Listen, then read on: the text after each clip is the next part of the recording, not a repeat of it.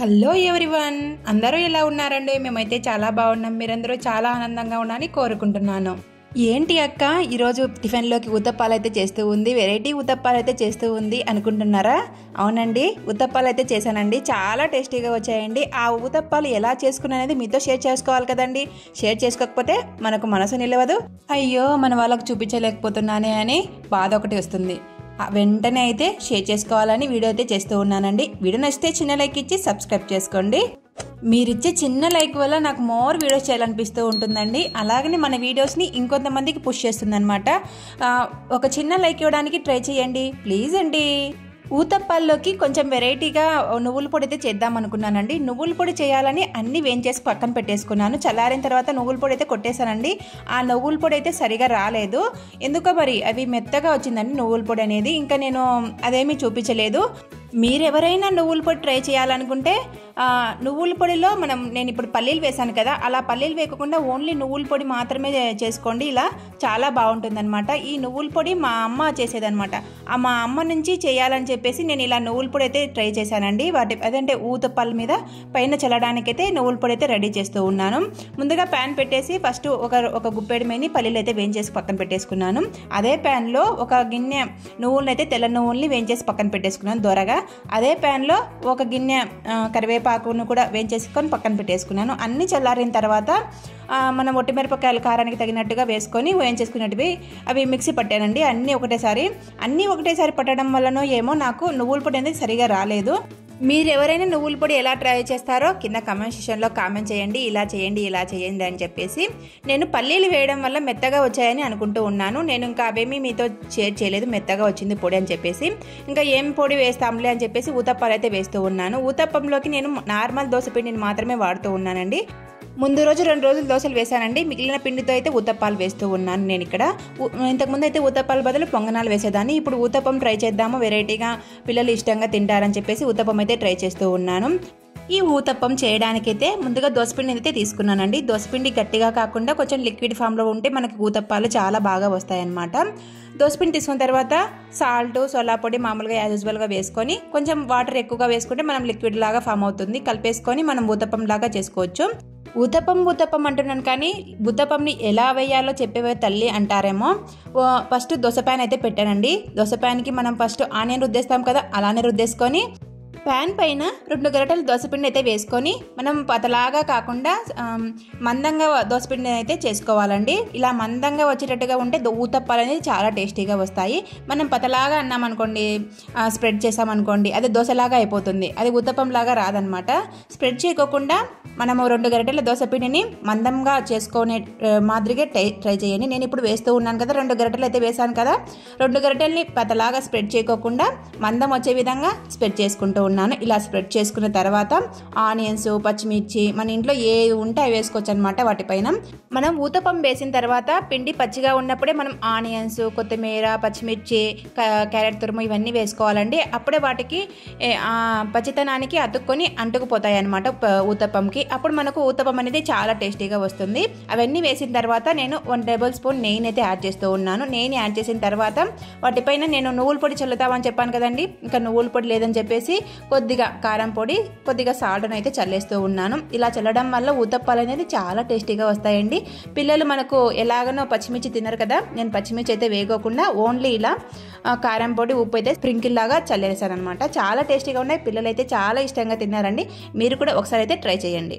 టిఫిన్లోకి అయితే ఊతప్పాలు చూపించాను కదండి. ఊతప్పాలు కనుక మీకు నచ్చినట్టయితే ఒక చిన్న లైక్ ఇవ్వడానికి ట్రై చేయండి. ఇంకా మధ్యాహ్నం లంచ్లోకి వచ్చేసి వెజిటేబుల్ బిర్యానీ అయితే చేస్తూ ఉన్నానండి. ఈ వెజిటేబుల్ బిర్యానీ కూడా చాలా ఈజీగా చేసుకోవచ్చు అనమాట. కుక్కర్లో చేశాను నేను ఈ వెజిటేబుల్ బిర్యానీ.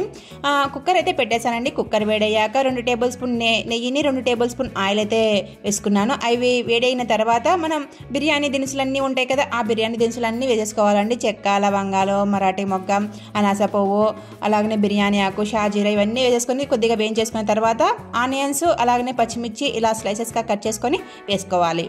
వెజిటేబుల్ బిర్యానీ అని చెప్పాను కదండి. ఈ వెజిటేబుల్ బిర్యానీ చేయడానికి మన ఇంట్లో ఏ వెజిటేబుల్స్ ఉంటే అవి వేసుకోవచ్చండి. నేనైతే క్యారెట్, ఉర్లగడ్డ, బీన్స్ అవన్నీ ముక్కలుగా కట్ చేసుకొని వేసుకుంటూ ఉన్నాను. కొద్దిగా వేగిన తర్వాత నేనైతే అల్లం వెల్లుల్లి పేస్ట్ అయితే వేసానండి. ఈ అల్లం వెల్లుల్లి పేస్ట్ బాగా దోరగా వేయించేసుకొని ఆ ఆనియన్స్ పచ్చిమిర్చి అన్నీ బాగా బ్రౌన్ కలర్ వచ్చే వరకు వేయించేసుకొని తర్వాత మనము కట్ చేసుకున్నటువంటి అన్ని కూరగాయలు అనేది మనం వేసుకోవాలండి, యాడ్ చేసుకోవాలి. యాడ్ చేసుకున్న తర్వాత అవి కూడా బాగా వాటిలో కలిసేలా ఆయిల్లో కలిసేలా మనం కలుపుకోవాలండి. కలుపుకున్న తర్వాత ఒక టమాటాని అయితే యాడ్ చేస్తూ ఉన్నాను ఇక్కడ. ఆ టమాటా కూడా బాగా మెత్తగా మగ్గిపోయే వరకు వేయించేసుకోవాలండి. మనము మంటను లో టు మీడియం ఫ్లేమ్లో పెట్టి మాత్రమే ఏ వంట చేసినా కూడా చాలా అద్భుతంగా వస్తుందండి.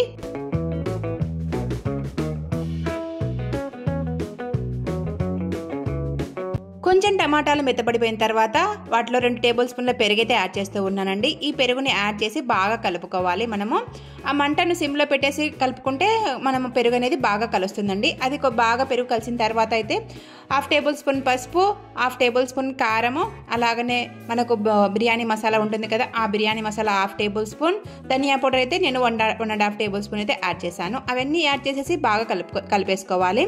ఇలా కలుపుకున్న తర్వాత మనం ఇంకా కొద్దిసేపు అయితే వేయించేసుకోవాలండి. అప్పుడే మనము సాల్ట్ను కూడా యాడ్ చేసుకోవచ్చు. సాల్ట్ను మనకు సరిపోయే ఈ కూరగాయలకు సరిపోయే విధంగా సాల్ట్ని అయితే యాడ్ చేసుకుంటే సరిపోతుందన్నమాట. సాల్ట్ని యాడ్ చేసేసుకొని మనము సిమ్లో పెట్టేసుకొని ఒక 5 నిమిషాల పాటు బాగా మగ్గించుకోవాలండి. అప్పుడే మనకు పెరుగు ఆ మసాలా అంతా బాగా కలిసిపోయి వాటిలో మనం ఆయిల్ వేసాం కదా, ఆయిల్ అనేది బయటికి వచ్చేస్తూ ఉంటుంది. ఇప్పుడు కొద్దిగా కొత్తిమీర, కొద్దిగా పుదీనా అయితే వేసేసుకొని మనం బాగా కలిపేసుకోవాలి. ఇప్పుడు బాగా చూడండి వాటిలో ఉండే ఆయిల్ అంతా బయటకు వచ్చేసింది, వాటర్ అంతా ఎవాపరేట్ అయిపోయి ఇప్పుడు మనం ఇందులో మనం నానబెట్టుకున్నటువంటి రైస్ని అయితే యాడ్ చేసుకోవాలి. నేనేమి బాస్మతి రైస్ అయితే యాడ్ చేయలేదండి, ఓన్లీ నార్మల్ రైస్ ఉంటుంది కదా, ఆ నార్మల్ రైస్ని అయితే యాడ్ చేసేసాను. యాడ్ చేసిన తర్వాత అయితే నేను కలుపుకుంటూ ఉన్నాను. నేను ఈ రైస్ని ఒక 1/2 అవర్ అయితే నానించాను అనమాట. నానించిన తర్వాత వేసుకుంటే రైస్ ఏదైనా కూడా బాగుంటుందని చెప్పేసి ఒక 1/2 అవర్ అయితే నానిస్తానండి రోజు కూడా. రైస్ అంతా వేసుకున్నాం కదండి, ఒకసారి అయితే బాగా కలిపేసుకోవాలి. మనకు ఇందులో వాటర్ సరిపోయేమైనా వేసుకోవాలన్నమాట. నేను 2 గ్లాసుల రైస్ తీసుకున్నాను కాబట్టి 5 గ్లాసుల వాటర్ అయితే యాడ్ చేస్తూ ఉన్నాను. ఎందుకంటే 1 గ్లాస్ ఎక్స్ట్రా వేయడం వల్ల రైస్ అనేది బాగా మెత్తగా ఉడికేసి మనం తినేటప్పుడు చాలా మెత్తగా ఉంటుంది. అంత మెత్తగా ఉండదులేండి, కొంచెం బాగా మెత్తగా ఉడికిపోతుంది. ఎందుకంటే ఈ బియ్యం కొంచెం పాత బియ్యం కాబట్టి 1 గ్లాస్ ఎక్కువే పోస్తాను వాటర్ అనేది. ఇంకా సాల్ట్ సరిపోయిందా లేదా అని చెక్ చేసుకొని మనము కుక్కర్ మూత విజిల్ అయితే పెట్టేసుకోవాలి. మంటను లో టు మీడియం ఫ్లేమ్లో పెట్టి 2 విజిల్స్ రానిస్తే సరిపోతుందండి. మనకు కూరగాయలు అలాగనే రైస్ అంతా బాగా ఉడికిపోతుంది. చూడండి నేను విజిల్స్ వచ్చేసింది, అలాగనే ఎయిర్ అంతా పోయిన తర్వాత చూపిస్తూ ఉన్నాను. రైస్ అయితే ఎంత చక్కగా ఉడికిపోయిందంటే అంత చక్కగా ఉడికిపోయిందండి. ఈ వెజిటేబుల్ బిర్యానీ అయితే చాలా టేస్టీగా వచ్చింది, పిల్లలు కూడా చాలా ఇష్టంగా తిన్నారు. నేను ఈ వెజిటేబుల్ బిర్యానీలోకి ఎలాంటి గ్రేవీ కానీ ఎలాంటి మసాలా కూర కానీ చేయలేదండి, ఓన్లీ వెజిటేబుల్ బిర్యానీనే తినేసామన్నమాట. ఎందుకంటే మా ఇంట్లో ఆ రోజు అందరూ పెళ్ళిళ్ళకు వెళ్ళిపోయారనమాట, ఇంట్లో పెళ్ళిళ్ళు ఎక్కువగా ఉన్నాయని చెప్పేసి. బంధువులు పిలిస్తే పెళ్ళిళ్ళకి వెళ్ళాలి కదండి, వెళ్ళకపోతేనేమో మా పెళ్ళికి అయితే రాలేదని అంటూ ఉంటారు కదా. పెళ్ళిళ్ళకైతే అందరూ వెళ్ళిపోయారు, నేను బాబు మాత్రమే ఉన్నాము. ఎక్కువగా చేశానని అనుకుంటారేమో, మేము ఈవినింగ్ కూడా రాత్రికి కూడా పిల్లలకి ఇదే పెట్టేస్తానండి, చాలా ఇష్టంగా తింటారు కాబట్టి. తర్వాత నేను ఇంకా బాబుకు క్యారియర్ కట్టేసి ఇచ్చేసిన తర్వాత లంచ్ అయితే చేస్తూ ఉన్నాను. చూడండి నేను ఇక్కడ ఎలాంటి గ్రేవీ అసలు చేయలేదండి, ఓన్లీ వెజిటేబుల్ బిర్యానీ మాత్రమే చేశాను.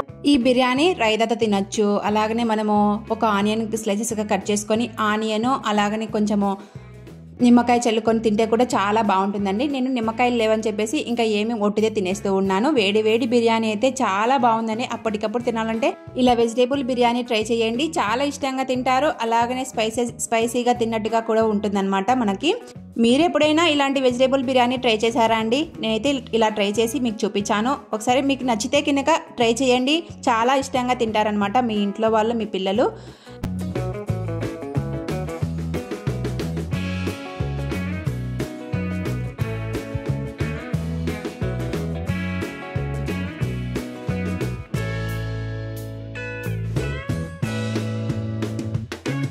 మనం తినే అన్నాన్ని ఎంత గౌరవిస్తామో మనం తిన్న తర్వాత మన అన్నం కూడా మనల్ని అంతే గౌరవంగా చూస్తుందంట. అంటే మన ఆరోగ్యం పట్ల అంత శ్రద్ధ వహిస్తూ ఉంటుందంట. మనం తినే అన్నాన్ని చాలా పద్ధతిగా గౌరవంగా వాటికి ఇచ్చే విలువ వాటికి ఇస్తూ మనం తింటే మన ఆరోగ్యాన్ని కూడా మనం తినే భోజనం కాపాడుతూ ఉంటుందంట. అందుకోసం మనము తినేటప్పుడు గౌరవించి మనం ఇష్టంగా తినడానికైతే ట్రై చేయండి. కష్టంగా తినేటప్పుడు అస్సలు పనిచేయదండి. కష్టంగా తింటే ఆ అన్నం మెతుకు కూడా మన ఒంటికైతే పట్టదండి. పెద్దవాళ్ళు అయితే అంటూ ఉంటారు కదా, గౌరవాన్ని ఇచ్చి పుచ్చుకోవాలి అని మనం తినే మెతుకులోనూ గౌరవాన్ని ఇచ్చి పుచ్చుకోవాలండి. గౌరవంగా తింటేనే మన మెతుకు కూడా మనల్ని గౌరవిస్తుంది. భోజనం చేసిన తర్వాత ఒక చిన్న మిషన్ వర్క్ ఉంటే ఆ వర్క్ అయితే చూసుకున్న తర్వాత పిల్లలైతే ఇంటికి వచ్చేసారండి. అప్పటికే ఈవినింగ్ అయిపోయిందనమాట. ఈవినింగ్ అయిన తర్వాత పిల్లలు ఇంటికి వచ్చిన తర్వాత వాళ్ళకి స్నాక్స్ పెట్టేసిన తర్వాత నేను మళ్ళీ ఫ్రెష్ అప్ అయిపోయి ఇలా పూజ అయితే చేసుకుంటూ ఉన్నాను. పూజను మనము 6 నుంచి 7 లోపల చేసుకోవాలి అంటూ ఉంటారు కదా పెద్దవాళ్ళు. మార్నింగ్ ఎన్ని పనులు పడినా కూడా ఈవినింగ్ అయితే ఖచ్చితంగా పూజ చేసుకోవడానికి ట్రై చేస్తానండి. సంధ్యాదీపం నమోస్తుతే అంటూ ఉంటారు కదా. సంధ్యాదీపం మనం ఇంట్లో వెలుగుతూ ఉంటే మన దుష్టగ్రహాలన్నీ మన ఇంట్లోకి రాకుండా ఉంటాయి. మొన్న ఎవరిలో కామెంట్ పెట్టారండి, పూజా విధానం అంతా పూర్తిగా చూపించండి అని చెప్పేసి. ఇంతకు ముందైతే చూపించానండి వీడియోలలో. ఇంకా ఇప్పుడు నేను సాయంత్రం పూట ఎలా పూజ చేసుకుంటానో అనేది చూపిస్తూ ఉన్నాను. ఏమీ లేదండి, ఆ ఒత్తులు అన్ని ప్రమిదలు అన్నీ క్లీన్ చేసుకున్న తర్వాత అయితే దీపం పెట్టేస్తాను. పూలు అన్నీ అలంకరించిన తర్వాత అయితే అదే నా పూజా విధానం అనేది. ఎటువంటి స్తోత్రాలు అయితే చదువుకుంటానండి, ఎటువంటి ప్రత్యేకమైన పూజలు అయితే చేయనమాట. ఓన్లీ దీపం అయితే పెట్టేసుకుంటూ ఉంటాను. నాకు వచ్చిన స్తోత్రాలు, నాకు వచ్చిన అన్ని అష్టోత్తరాలు అన్నీ చదువుకుంటూ నేను పూజ చేసుకుంటూ ఉంటాను. పూజ అంతా ముగించుకున్న తర్వాత అయితే డిన్నర్లోకి చపాతీ పిండి అయితే కలిపేస్తూ ఉన్నానండి. మధ్యాహ్నం లంచ్లోకి అయితే బిర్యానీ చేశాను కదా, ఓన్లీ బిర్యానీ మాత్రమే చేశానండి. ఎటువంటి కూర అయితే ఏం చేయలేదండి. ఇంకా బిర్యానీ మాత్రమే ఉంది కదా, కూర ఏం లేదని చెప్పేసి ఎర్రకారం అయితే పట్టేశాను. ఈ ఎర్రకారం ఎలా చేసుకోవాలో ఇంతకుముందు వీడియో అయితే షేర్ చేశానండి. ఇంకా చపాతీ పిండి అయితే తడిపేస్తూ ఉన్నాను. చపాతీ పిండి తడిపేసి పక్కన పెట్టేసి నానుతూ ఉంటుంది. ఇంట్లో ఎవరు లేరు, పిల్లలు నేను ఉన్నామనుకోండి, ఎటువంటి కూరలు అయితే చేయనండి. ఎందుకంటే ఎక్కువ కూరలు చేసుకున్నా కూడా అయిపోవండి. అవి మళ్ళీ ఫ్రిడ్జ్లో పెట్టుకొని మనమే తినేయాలి. ఇంకా ఎందుకులే అయిపోవు కదా అని చెప్పేసి ఇలాంటి రైస్లు అయితే ట్రై చేస్తూ ఉంటాను. అప్పుడప్పుడు పిల్లలకి ఇష్టంగా తింటారని చెప్పేసి. చపాతీ పిండి అయితే తడిపేసి పక్కన పెట్టేశాను కదండి. ఇంకా అది నానే లోపల ఇక్కడ గిన్నెలు ఉంటే కడిగేస్తూ ఉన్నాను. ఈ గిన్నెలు కడగడం ఎంత బద్ధకం అంటే అంత బద్ధకం అండి. అసలు గిన్నె ఏ పైన ఎంత ఫాస్ట్గా అయినా చేస్తాను, కానీ ఈ గిన్నెలు కడగడంలో అయితే చాలా లేజీగా ఉంటానండి. ఎందుకంటే ఆ గిన్నెలు కడగడం అంత ఇష్టంగా చూపించను అనమాట. ఇంకా ఇష్టంగా చూపించకపోయినా కష్టమైనా కూడా మనం ఇంట్లో పని చేసుకోవాలి కదండి. ఆ గిన్నెలు మనల్ని చూస్తూనే ఉంటాయి కడిగే వరకు. కష్టమైన ఇష్టంగా ఆ గిన్నెలన్నీ కడిగేసి పక్కన పెట్టేశానండి. పక్కన పెట్టేసిన తర్వాత ఇంకా ఆ లోపల అయితే పిండి నానిపోయింది అనమాట. ఇక్కడ చపాతీలు అయితే చేస్తూ ఉన్నాను. చపాతీలు కూడా ఎక్కువ అయితే చేసుకోమండి, ఎవరు ఎన్ని తింటారో అడిగి మాత్రమే చేస్తూ ఉంటాను ఇంట్లో అయితే. ఎందుకంటే ఎక్కువగా చేసుకున్న అవి మిగిలిపోతాయి, మళ్ళీ మార్నింగ్ మనమే తినేసుకోవాలి. అప్పటికప్పుడు తినే ఫుడ్ని అయితే మనం బాగా తింటాం, కానీ కొద్దిగా చద్దిపడిన తర్వాత అయితే తినడానికి అంత ఇష్టం చూపించాం కాబట్టి. పిల్లలకైతే బిర్యానీ ఉంది కదండి, ఇంకా పెద్దవాళ్ళకి మాత్రమే చపాతీ చేస్తూ ఉన్నాను. ఆ బిర్యానీ పిల్లలతో పాటు నేను కూడా తినేసానండి డిన్నర్లోకి వచ్చేసి.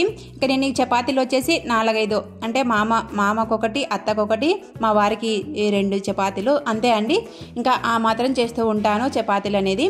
చపాతీలు ఎక్కువగా తిన్నా కూడా వేడి చేస్తుందండి ఒళ్ళు, అందుకోసం ఎక్కువగా తినడానికైతే ట్రై చేయరు. 1-2 అంతే స్టాప్ అయిపోతారనమాట. ఇంకా 3-4 అలాంటి చపాతీలు అనేవి ఏమి తినరండి.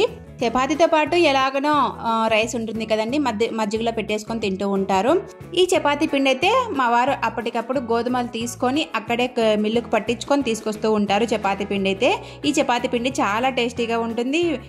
కొద్ది రోజులు మెత్తగా ఉంటాయండి, మరి కొద్ది రోజులు గట్టిగా ఉంటాయి. నేను పిండి తడపడంలో అలా తడుపుతూ ఉంటాను, లేదంటే అలాగనే ఉంటాయో తెలియదు అనమాట.